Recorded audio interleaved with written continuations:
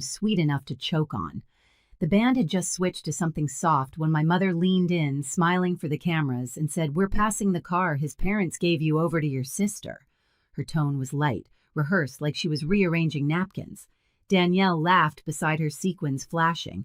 "Relax," she said, "it's just a car." The guests didn't catch it, but my stomach did a drop, cold and final. My groom didn't move. He just looked at them, calm, unreadable. And that look changed everything. People say weddings reveal who really loves you. Mine revealed who never did. I grew up in a house where fairness was a story told at dinner, never lived in the kitchen. My mother, Grace, loved order, the kind that kept her looking perfect and kept me quiet. My father, Richard, was the man who believed silence fixed things. And Danielle, my little sister, was the delicate one. The world bent for her. I was the hinge that made it move. When we were kids, she got the bigger room because she was afraid of the dark. When she crashed her first car, Mom blamed the rain. I worked double shifts to buy mine, and Mom called it good character building. Danielle was the reason I was the resource. That pattern raised me, someone always taking, someone always explaining. By 29, I had built a life outside their script. I was an interior designer, careful and precise, the kind of woman who paid her own bills and didn't borrow dresses. Meeting Evan felt like stepping into sunlight that didn't burn. He came from a family that believed in boundaries, in respect. His parents weren't rich, but they were generous in the way that cost nothing: listening, trusting, handing you space. At our rehearsal dinner, they handed me a small silver key in an envelope. "You built this together," his father said. "Here's something to help you move forward." A used car, clean, reliable, titled in my name. It wasn't about the metal. It was about what it meant: trust, partnership, the kind of gift you protect. That night, I'd caught Mom's expression, tight, polite, already calculating. She'd smiled at Evan's parents and said, "How thoughtful," but her eyes flicked to Danielle like a reflex. I should have recognized it for what it was, an early warning. The morning of the wedding, she fussed over my hair, told me how proud she was. "You've always been so giving, Eva," she said, smoothing my veil. "Don't lose that." Her perfume filled the air, sweet, heavy, impossible to breathe through. I smiled back, pretending not to understand the message behind the compliment. But part of me already knew. Some gifts aren't meant to be shared. The reception felt like a movie playing too loud. Laughter, clinking glasses, 1,000 polite smiles, all performing the same scene. Evan's hand rested on my back as we swayed through our first dance. For a moment, it almost felt safe, like the world had agreed to behave. Then I saw my mother cutting through the crowd, her pageant smile already set in place. She stopped beside us, perfume trailing behind her, and spoke just loud enough for the nearest tables to hear. "We're passing the car his parents gave you, over to your sister." Every sound in the room blurred. Someone laughed at another table. The band's singer drew out a note that suddenly felt like sirens. Danielle appeared glowing under the fairy light sequins, throwing shards of light across her grin. "Relax," she said, a playful shrug in her voice. "It's just a car." It wasn't about the car. It was about everything that had ever been taken and repackaged as kindness. I looked at my mother's face, composed, benevolent, so sure she was right. She tilted her head, waiting for me to perform gratitude. "You and Evan can manage with one," she added. "You've always been so practical." A guest snapped a photo, catching her hand on my arm, her smile wide. In the picture, no one would see the way her fingers tightened. I didn't respond. Evan's thumb brushed the inside of my wrist. A small question, "Are you okay?" I breathed in glass and frosting and the old taste of obedience. Dad drifted over, drawn by the tone in her voice. "What's going on?" he asked, eyes flicking between us. "Nothing serious."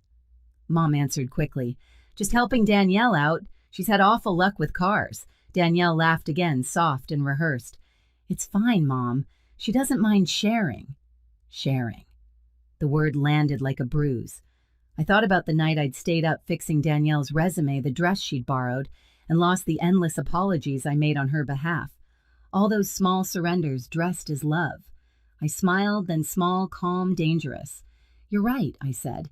"I don't mind sharing." My mother relaxed, mistaking surrender for peace. Evan didn't. His hand found mine again, steady, certain. Across the room, the fairy lights flickered. A camera flashed. The air felt tight, like the moment before a storm breaks. I leaned closer to Evan and whispered, "It's starting again." He looked at me, not surprised, just ready, and in that silence I realized something simple: they didn't come to celebrate me. They came to test how much of me was still theirs.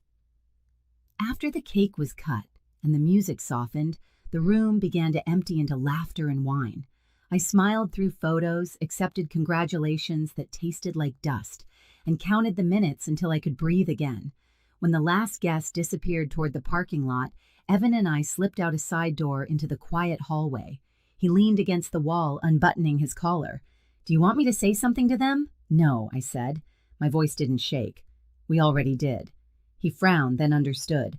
"We talked about this months ago, half joking over takeout. My mother's habit of turning my things into family property wasn't new, it was inherited behavior. So I'd decided to stop being inheritable. 2 weeks before the wedding, my coworker, who also happened to be a paralegal, helped me draft a notarized declaration. Every gift received in my name was legally protected, not to be transferred or sold without my written consent. I'd signed it in blue ink. So had Evan. I remembered her exact words when she stamped it, "You're not being paranoid. You're being prepared." Back in the hall, Evan reached for my hand. "You knew this might happen." "I hoped it wouldn't," I said, "but I didn't want to bleed again without a bandage." We stood there for a while, listening to muffled laughter from the banquet room. It sounded distant, hollow, like something already ending. I thought about the look on my mother's face, the delight of control disguised as generosity. She'd spent years training me to play the role of the gracious daughter. I had learned it so well that no one saw the quiet calculations behind my smile. Evan's phone buzzed. A text from one of the guests. "Your sister's already posting about the car." He turned the screen toward me. There it was, a photo from our garage, Danielle posing beside the car with the caption, "Finally got a ride that fits me." I laughed once, dry and low. She couldn't even wait till morning. He met my eyes. "So what do we do now?" I reached for my clutch fingers, brushing the thick envelope inside. "Now," I said, "we let them open their own trap." Evan exhaled slowly, a quiet sort of pride in his voice. "Then let's go finish the party." We straightened our clothes, fixed our smiles, and walked back toward the music. My heart was steady now. The storm had already changed direction. We walked back into the ballroom as the band shifted into another safe romantic tune, something meant to fill silence. The room glowed gold again, but the air had changed. Conversations felt thinner. Eyes darted away and back. My mother was near the cake table, laughing too loudly, a queen restored to her stage. Danielle hovered beside her phone in hand, pretending to scroll. When she saw us, Mom brightened. "There they are," she called, like we'd been gone on a honeymoon already. "Everyone's asking where the bride went." I smiled, handling a few final details. She didn't hear the weight in that sentence. Or maybe she did, and thought she could still outplay me. "Good," she said. "We're wrapping up soon. Danielle needs a ride home anyway." Evan stepped forward just a little. "She has one now, doesn't she?" His voice was light, polite, surgical. Mom blinked. "What?" "The car," I said. "You said she's taking it." Danielle tensed eyes flicking between us. "Oh, come on, Eva," she started. "Don't make this weird. It's just a car I finished for her, I heard." Dad wandered closer, trying for peacekeeping. "Can we not do this here?" I turned to him. Calm. "Here's the thing, Dad. This is where she did it. Publicly." The band faltered, then kept playing. A few guests turned their heads, the scent of champagne turning sharp. Mom's smile stiffened. "Eva, sweetheart, you're overreacting." It was a misunderstanding. We meant Evan held out an envelope. "You might want to read this before you finish that sentence." Her hand hesitated before taking it. She glanced at Danielle, then at me, then unfolded the paper. The rustle was loud enough to cut the music. Danielle leaned in to read over her shoulder. At first confusion, then recognition, then color draining inch by inch. Mom tried to laugh. "What is this? A notarized declaration," I said. "Executed 2 weeks ago. It states that all wedding gifts titled in my name can't be sold, gifted, or transferred without my written consent. Any attempt triggers a legal review and forfeits future inheritance from Evan's side." The last words landed like a stone dropped into a still pond. Conversation stopped. Someone whispered, "Oh, wow." Danielle let out a short, panicked laugh. You can't be serious. I met her eyes. Completely. Dad exhaled through his nose. This is petty Eva. No, I said softly. Petty is pretending theft is family tradition. Mom's voice hardened. We're family. You don't treat us like criminals. You went into our garage last night, I replied. You took photos of the car and posted them. Danielle's face froze. That was a joke. Symbolic, Evan asked quietly. Symbolic of what exactly? Her lips parted. No answer. I turned to Mom.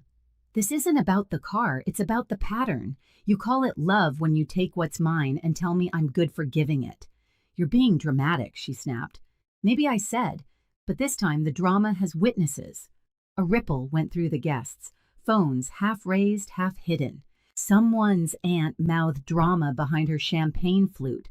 Danielle's voice cracked. You'd really embarrass the family like this. I'm not embarrassing anyone, I said. I'm just ending the script. Evan took my hand, grounding me. His tone was even calm. Mrs. Harper, you should keep that paper. It's legal documentation. Mom stared at him like he'd betrayed her personally. You encouraged this. No, he said. She didn't need encouragement, just respect. Danielle's face turned red. You married up, didn't you? Think you're better than us now, Evan didn't answer. I did. Better no. Boundaried. Absolutely. The word hung there. Boundaried. Like a foreign language in that house. Mom tried again, desperate. We raised you to be kind. You raised me to give, I said. You taught her to take. That was the fracture. The one sentence that split the air in half. The band stopped playing altogether. Even the fairy lights seemed to flicker. Danielle stepped closer, trembling. You'll regret this. I smiled faintly. I already did for 29 years. For the first time, Mom's perfect composure cracked. Her voice wavered. Eva, please. Don't do this in front of everyone. Then you shouldn't have done it to me in front of everyone. She opened her mouth again, but no words came out. The silence that followed was thick enough to touch. Evan leaned into the band. Play something, he said quietly. The drummer lifted his sticks, uncertain. The singer looked at me for permission. I nodded. Music rose again, soft, defiant, a heartbeat. Evan pulled me back to the dance floor. The guests parted like we were royalty or a bomb. As we moved, I caught reflections in the mirrors. Mom's face pale and still. Danielle's mascara smudged, Dad staring at the floor.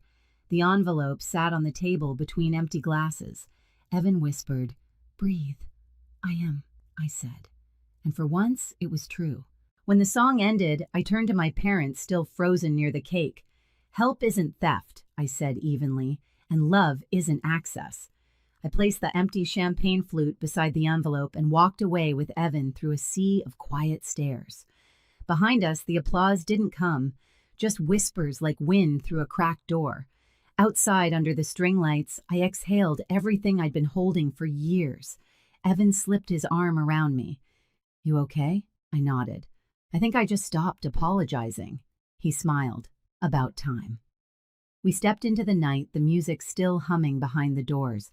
Somewhere inside the smile my mother wore all my life finally fell. The drive home was quiet, the kind of quiet that felt earned. The city lights blurred past soft and far away. I rolled the window down, letting the wind pull at my veil until it came loose and drifted into the night. Evan laughed under his breath. You just threw away your movie moment. Good, I said. I don't want one. We drove in silence after that, hand in hand, the same car they tried to steal humming beneath us. Every mile felt like distance from an old wound. When we reached our house, Evan turned off the engine but didn't move. You did it, he said quietly. I did what broke the pattern. Inside the kitchen still smelled like the morning coffee we never finished. I slipped out of my shoes, feeling the tile cool under my feet. On the counter sat my phone, buzzing with missed calls, Mom. Danielle, unknown numbers. I turned it face down. Outside, crickets filled the air. For the first time, the silence didn't ache. It settled. Evan wrapped his arms around me from behind. Still want that honeymoon drive? I smiled. Let's take the car. A week later, I stood in our kitchen with sunlight spilling across the floor. The same house, the same car in the driveway, but everything inside me felt rewired. On the fridge, one photo remained the moment at the wedding when Mom's smile cracked and I held the envelope. I used to think it looked harsh. Now it looked honest. I realized freedom didn't roar. It whispered. It was the sound of a phone that didn't ring anymore, of doors I could lock without guilt. People say families fall apart because of pride or money. Maybe. But sometimes they fall apart because one person finally stops pretending. I looked at that photo and whispered, boundaries don't destroy families. They define them. If you've ever had to draw a line with someone who called it love, share your story below. You're not alone.